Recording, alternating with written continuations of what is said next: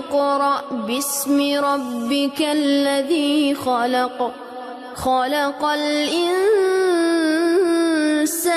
من علق اقرأ وربك الأكرم رب اشرح لي صدري ويسر لي أمري واحلل عقدة من لساني يفقه قولي واللهم ثبتنا عند الموت بلا إله إلا الله آمين يا رب العالمين. Today's khutbah is dedicated really to just one, maybe two ayat of Surah Al-Munafiqun, and most of this khutbah I'll be talking to you about an incident, a story that is behind the revelation of Surah Al-Munafiqun. I've spoken about this story on a couple of occasions, but the more I visit this story and revisit this story, I realize there are things that I've missed speaking about, and I think they're extremely relevant and important for myself and for the ummah. So I decided to revisit this story and share some insights with you regarding it. This surah is revealed to the Prophet ﷺ in Medina. So he's already transferred from Mecca to Medina, and it's been a few years now that they're in the city of Medina, and a few battles between the Muslims and the Quraysh have taken place. One of those battles is the Battle of Uhud. And in Uhud, Muslims suffered some very heavy losses. Because of those losses, some other Arab tribes near Medina, they thought this a good opportunity. The Muslims are injured right now. If we attack them right now, we can make easy money. So they were not enemies of Islam, they were just capitalists. They were just hoping that they can rob, because that's how they made good money back then. They robbed each other. You know, a lot of them just pillaged each other. So one such tribe, Bani Mustalaq, they figure it's a good time to attack the Medina. But the Prophet ﷺ had very good intelligence in the region, and he found out before they were even going to attack that they're preparing their arms to rob and raid the city of Medina because they think the Muslims are weak as a result of Uhud. So the Prophet ﷺ preempts their strike, prepares a group, goes along with them, and heads out towards Bani Mustalaq. It's actually not much of a battle, and very quickly over 100 of their soldiers have been taken prisoner of war. And you know, the battle's basically over, with minimal casualties. And when among the people that were captured was actually the daughter of the tribe leader of Bani Mustalaq. So, and she accepted Islam. When she accepted Islam, Rasulullah ﷺ marries her. And then he gives her a marriage gift. And the marriage gift is those 100 prisoners of war are returned. They go back home. On the other side, you have people crying because they've lost combatants, and you know, there are women, wives, daughters, sisters crying and lamenting over their lost family members, the caretakers of the home, and they come walking back in like, how did you get back? Well, we're a wedding present.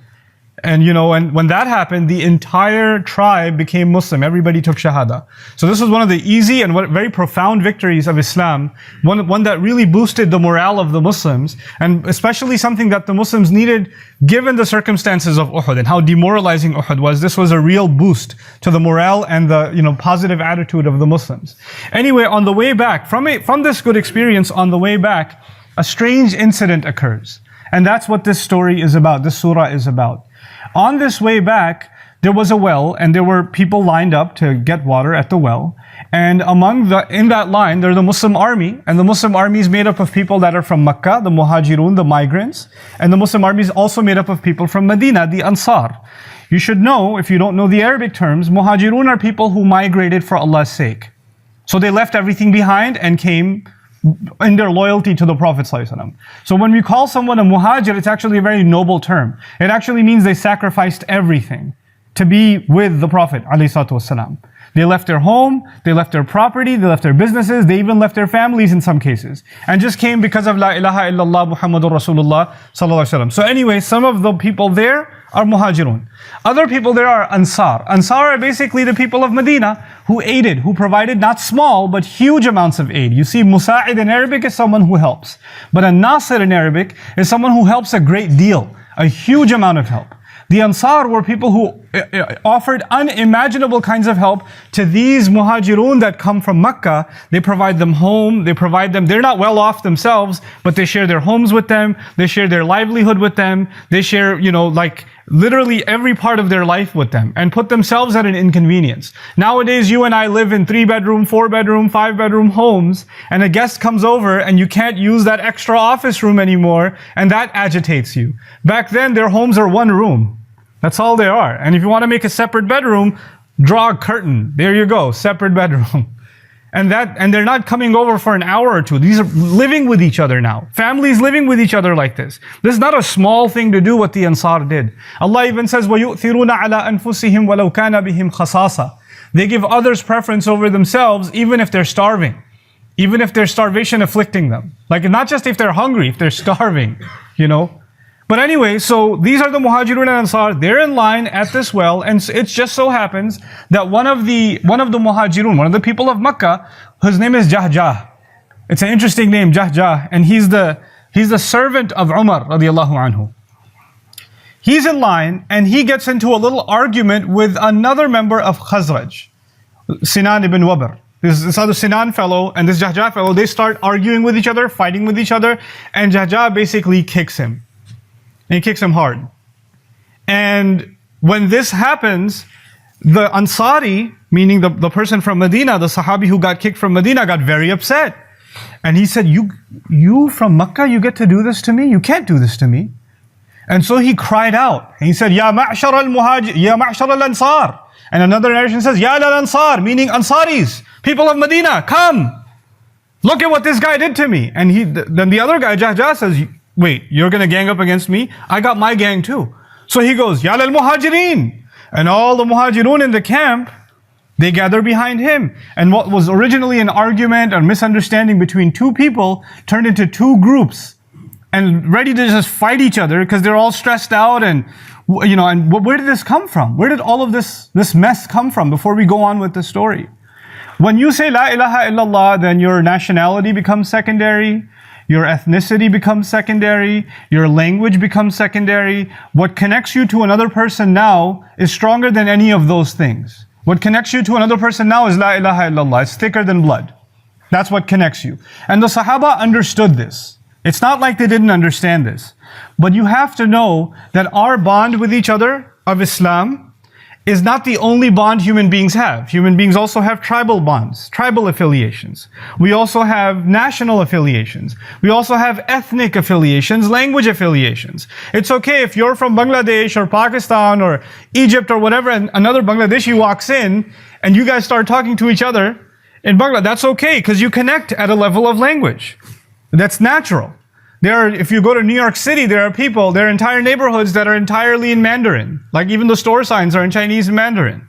There are other neighborhoods that are entirely Greek, other neighborhoods that are entirely Arab, others that are entirely not just Arab, just Yemeni. Just Yemeni. There are others that are just entirely Punjabi, others that are entirely Bangladeshi. That happens. Naturally, people want to move closer to, and they gravitate towards people that are more familiar with them. That is a part of being a human being. Allah actually made us that way. وَجَعَلْنَاكُمْ شُعُوبًا وَقَبَائِلَ لِتَعَارَفُوا. He made you into nations and tribes so you get to know one another. That's part of our human experience. But what I want you to focus on is when they called each group at that moment, it actually wasn't about ethnicity. It wasn't. It wasn't even Ya Ahla Makkah, Ya Ahla Yathrib, people of Makkah, people of Yathrib. They didn't use those words. They used the words Muhajirin and Ansar. These words have nothing to do with ethnicity. They have nothing to do with nationality. They don't even have anything to do with region. They actually have to do with contribution. That's what they have to do with. The contribution of the Muhajirun is that they migrated. The contribution of the Ansar is that they aided. So they used words, what I'm trying to get at is they used words that in and of themselves are very beautiful words.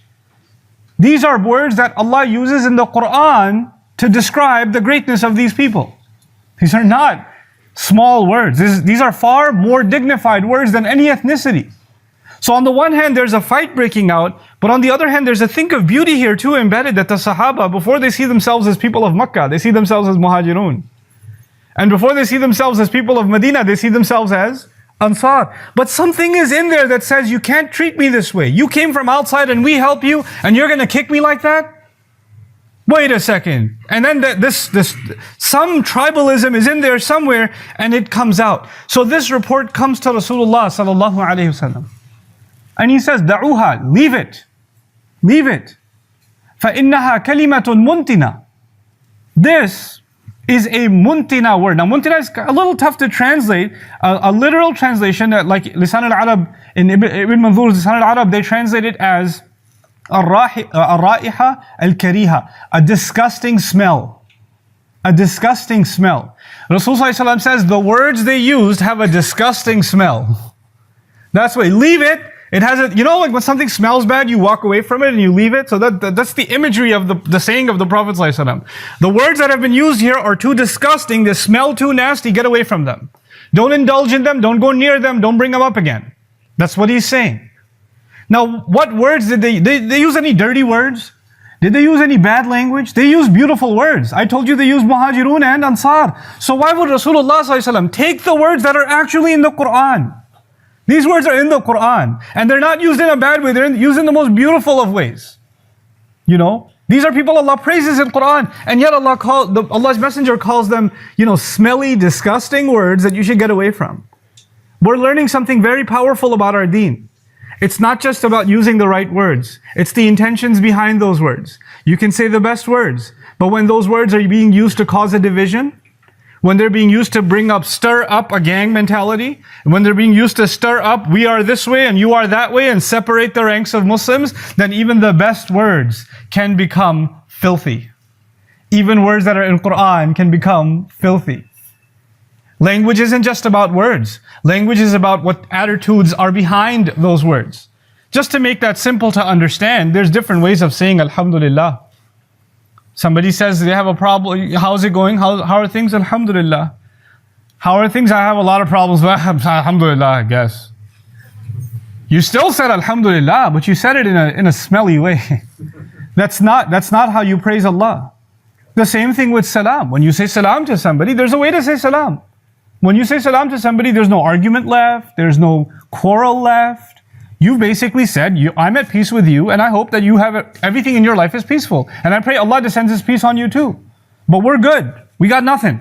That's when you say As-salamu Alaykum. But when somebody says As-salamu Alaykum, that's not peaceful. That's filthy. It's a beautiful word being used in a filthy way. In a disgusting way. And that's what the Prophet ﷺ is highlighting. إِنَّهَا كَلِمَةٌ مُنْتِنَةٌ. But that's not the entire story. This piece of it, what I wanted you to understand, is that we today have Muslims that make different contributions. You're listening to Khutbah in Bayina campus. Bayina is a name, it's a label. There are other educational institutes. There's Zaytuna, there's Al-Maghrib. There's Mishkat University. There are universities around the world teaching Muslims in some capacity or the other. There are da'wah organizations. There are relief organizations. And in America, for example, we have a lot of 4-letter organizations. Iqra, 3-letter organizations like, MAS, etc., etc. We have all these organizations. And, some people sometimes say, why do we have so many different organizations? The Muslims should be united. We should all just be one. Even in the Quran, did Allah separate and distinguish the Muhajirun with a label and the Ansar with a label? Yeah, He did. Based on the contribution they made, isn't it?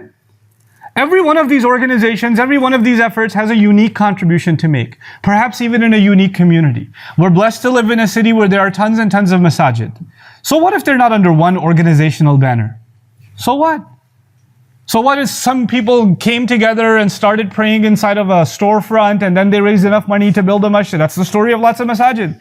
But these masajid are not in competition with each other. These are all, and if you're a volunteer at one of them, you're a part of one of them, then you're part of something good. This is not division. But the moment you start using these words, these beautiful words, these organizational names, which basically represent a contribution to our deen, an effort that's being made to serve our deen. When you start using these names to distinguish yourself from another organization and talk about how much better you are or how in competition you are, then these very Islamic organizational names become filthy words. If Muhajirun and Ansar can become filthy words, if they can become smelly words, then what's to say of any other label, any other school of thought, any other madrasa, any other masjid? We have to think very clearly about what the Prophet is saying, alayhi salatu wasalam. But then when he said this, there's another narration here. Somebody came to Rasulullah sallallahu alaihi wasallam and said, but he kicked him. He kicked him. And what was the Prophet's response to he kicked him? You know what he said? He said, La ba's. No problem. Don't worry about it. No big deal. No big deal. How is it not a big deal he kicked him? Rasulullah ﷺ is teaching us something very powerful. Sometimes Muslims have arguments among each other, and sometimes things get ugly. And when they get ugly, your temper flares. And you want revenge, you want justice for what happened. Somebody has to pay. And when you're calling for justice and making your voice heard, and you're raising your voice and you're gathering people around you, reminding them of what one Muslim has done against another Muslim, you are creating division in the name of justice. And you need to learn the sunnah of the Prophet ﷺ when he says, you need to let this go and make this not a big deal. Because when you blow this out of proportion, the price will not just be paid. You're not just seeking justice, you're causing a lot of problems in your pursuit of justice. You're making way too much noise for something that can be handled much better, much more quietly, in a much more civil way, in a much less provocative way. Look, it was two people arguing with each other at a well. Something bad happened, fine, but it's two people. But in a split second, it's the entire group of the Muhajirun, it's the entire group of the Ansar. How quickly something small became something big. One can just, man, I lost my temper, sorry, I had a long day, I had a headache, I don't know what got into me, I apologize, I shouldn't have kicked you. Done. Finished. You don't have to make a bigger deal out of it. But there are those who would love to make a bigger deal out of it. There are those who capitalize. They hope that something small happens, a spark happens, and they can turn it into a forest fire. There are people who wait for that opportunity. And you have to watch, that is a reality that will always exist. There will be people that will find the differences. There are people that are so sick in their minds. They'll listen to this sheikh, that sheikh, this imam, that imam, and then they'll know that they have a difference of opinion on some issue. And they'll purposely go, you know, by the way, do you know what they say about this issue? They have a difference with you. And then because they want to see, they find it entertaining. They don't watch sports when people are boxing each other. They'd rather Islamic groups, scholars, imams, speakers, they argue with each other, they debate with each other. This is their sport. This is their entertainment. It's sick. That's sick. When this fight broke out, the Prophet ﷺ basically gave the advice to diffuse the situation. But there was another person on the other side, Ibn Ubay. Abdullah ibn Ubay ibn Salul, la'anahullah, the head of the munafiqeen, who's obviously doesn't wear the label of munafiq. He's among the Muslims. He saw an opportunity. He called all the people of Medina that he could into his camp. His camp was further away from the Prophet's camp, sallallahu alaihi wasallam. Calls them, sits them down. هَذَا مَا فَعَلْتُمْ بِأَنفُسِكُمْ. Look at what you did to yourself. These people of Makkah, these immigrants came, they take our jobs, they take our money, they take our homes, we provide them everything, and look at how they treat us. This is what you get? See? All they wanted was your money. All they wanted was your welfare. I tell you, we are so dignified. These people are beggars. Because you know, when somebody's a beggar, they're humiliated. When somebody gives, they're the dignified one. These people have no respect. We're the ones that have respect, and they can treat us this way?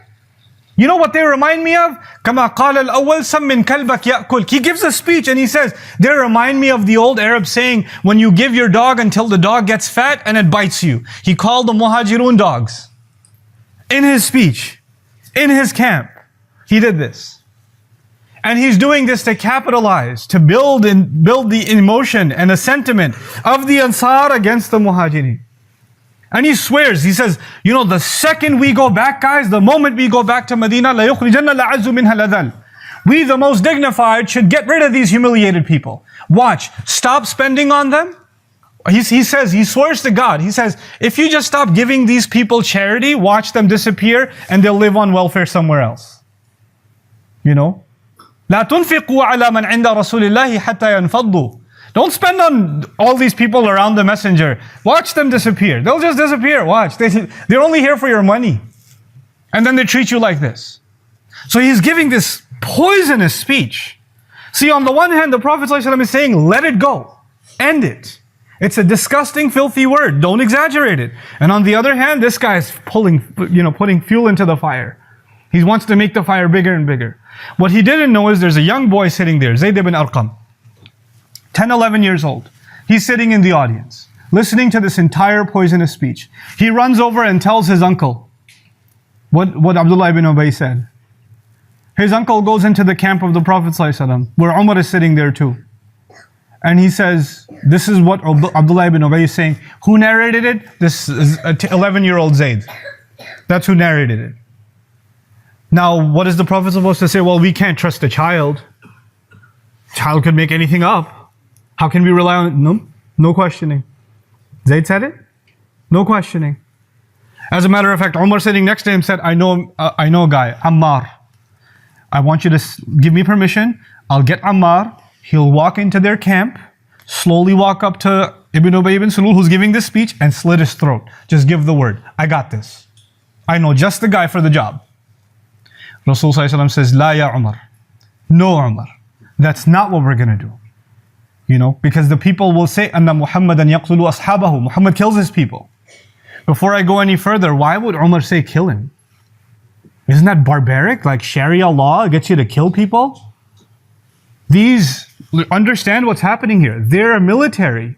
They went out as a military. And when inside a military, when they're actively on the battlefield, someone within the ranks of the army tries to create discord between the army, that is considered an act of espionage and an act of high treason, punishable by death because you're putting the entire army at risk. This is military protocol in every military in the world, from history until now.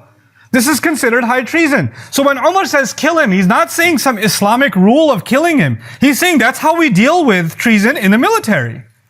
But Rasulullah says, no, we won't do that. We won't even do that. Even though they're well within their rights, if there was any other military that this happened in, nobody would even say anything.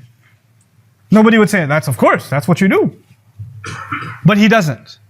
They call Ibn Ubay instead. Call him, let him explain himself. Because he doesn't know that the Prophet will hear it, but he heard it. So now Abdullah bin Ubay and his Hulafa, they've come. They come inside the camp. The boy Zayd ibn Arqam is outside the camp. He has no idea what went on inside. He just told his uncle, remember? His uncle went in and talked to the Prophet ﷺ. The boy didn't go in. So Zayd, Abdullah bin Ubay goes inside, starts swearing at the top of his lungs. Wallahi, I swear to God, who made this lie against me? I believe you're the messenger of Allah. Why would I say something like that about you? Why would I say something like that about our brothers? I have given so much for Islam. I came to the battlefield, didn't I? How can you question me like this? Whose word are you taking over mine? When have I not proven myself? And he starts giving the Prophet a lecture. At the top of his lungs. And Rasulullah says, you can go. He doesn't want to hear any more nonsense. He says, you can. He doesn't argue with him. We're learning something else. There are going to be people who cause trouble, and when you question them, they get very loud. They get very loud. And when they get very loud, what's the sunnah of the Prophet ﷺ? It's okay, you can go. Thank you. Some people are not worth talking to. They're just not worth talking to. That's the sunnah. Let him go. When he lets him go, Zayd ibn Arqam is outside. He sees this man leave, and he says, oh, wait. He's not in any trouble? I told on him, and he's still not in any trouble? So he says, أَصَابَنِي هَمٌّ لَمْ يُصِبْنِي قَطْ. A sadness took over me that had never hit me before. I was sad that day like I was never before in my life. So he says, صَدَّقَهُ رَسُولُ اللَّهِ وَكَذَّبَنِي. The Prophet thought that Ibn Ubay, the guy who was yelling and screaming, was telling the truth. And the Prophet didn't believe me because I'm just a kid. He didn't believe me. That's not the case. The case is actually the Prophet believed him right away, but he doesn't know that because he's on the outside. So he says, I went back to my tent and I just lied down crying. This boy just lied down and he's crying. The Prophet has no idea what this boy is feeling. We learn about that later. Then Allah revealed Surah Al-Munafiqun. I told you this khutbah is about Surah Al-Munafiqun. In Surah Al-Munafiqun, basically in 11 ayat, Allah Azza wa Jal quoted Zayd ibn Arqam. 2 ayat are quoting Zayd ibn Arqam word for word. Zayd came and told the Prophet ﷺ, or told his uncle who told the Prophet ﷺ, they said, لَإِن رَجَعْنَا إِلَى الْمَدِينَةِ لَيُخْرِجَنَّ الْأَعَزُّ مِنْهَا الْأَذَلُ. Words of Abdullah bin Ubay. This is what he said. When we go back to Medina, the dignified ones will expel the humiliated ones. That's what he said. Quran comes and says, يَقُولُونَ لَإِن رَجَعْنَا إِلَى الْمَدِينَةِ لَيُخْرِجَنَّ الْأَعَزُّ مِنْهَا الْأَذَلُ. وَلِلَّهِ الْعِزَّةِ وَلِرَسُولِهِ وَلِلْمُؤْمِنِينَ. Subhanallah. Word for word, the narration of Zayd is now part of Quran. He said, they said also, don't spend on the people around the Prophet until they disappear. لَا تُنْفِقُوا عَلَى مَنْ عِنْدَ رَسُولِ اللَّهِ حَتَّى يَنْفَضُّوا. Ayah comes down. يقولون هم الذين يقولون لا تنفقوا على من عند رسول الله حتى ينفضوا. When the surah is revealed to the Prophet ﷺ, he calls for Zayd, who was crying by himself. He calls Zayd, sits him down, puts his hand on his knees, and says, لَقَدْ صَدَّقَكَ اللَّهُ. Allah proved that you're telling the truth. And he recited the entire surah to Zayd, the 11-year-old boy. Before anybody else heard the surah, Zayd heard the surah. This surah, it's like, it has so many purposes, this surah, but one of its core purposes was to, care for the sentiments of this child. This kid who spoke, subhanallah. There are lessons after lessons after lessons inside of this surah. And inside of this profound incident. Just these 11 ayat. But what I wanted to highlight to you as I close is this entire story. What binds it together is one theme. The softness of the heart. Believers are supposed to be brothers. We know that already. إِنَّمَا الْمُؤْمِنُونَ إِخْوَةٌ. But it's very easy to destroy brotherhood. Very easy. It takes very little. And sometimes it doesn't even take bad words. It takes good words said in a bad way. This thing that Allah has given us, فَأَلَّفَ بَيْنَ قُلُوبِكُمْ, the love that He put between our hearts is very delicate. It has to be handled with a lot of care. Especially those that are serving in any capacity towards the deen. If you're volunteering, working at an Islamic organization, you're affiliated with a school or another, a masjid or another, then you have to be extra sensitive not to become a gang that speaks in any condescending way about anybody else. Extra careful about that. And that softness, then if you understand that, then you will understand the next layer of sensitivity, and that's towards children. That even children, we don't dismiss them, we don't think of them as a nuisance. They are a blessing of Allah. Can you imagine? Nowadays, when somebody's giving a lecture, there are children in the audience, we keep requesting, please, can you keep the kids quiet? Can you keep them in a separate, can you put some kind of barbed wire around them or something? Or can we have some kind of soundproof, bulletproof, oxygen-proof room where we can, keep these kids? Or if there's a kid in the audience, even the speaker, the scholar, the sheikh, they're not concerned. They're concerned if the adults understand. They're only concerned if the kid doesn't make noise. That's all they're concerned about. And this entire event, it hinges on the contribution of this boy Zayd. On this boy. Don't dismiss the contribution of our children, the value of our children. Don't underestimate bringing them to the masjid and listening to the khutbah next to you.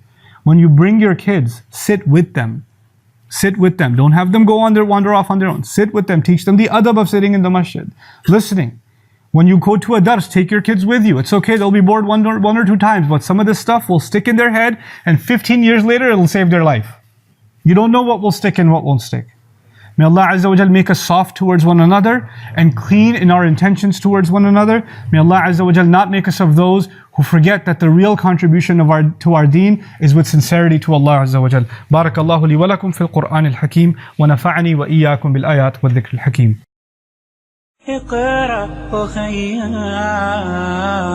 ورتل القرآن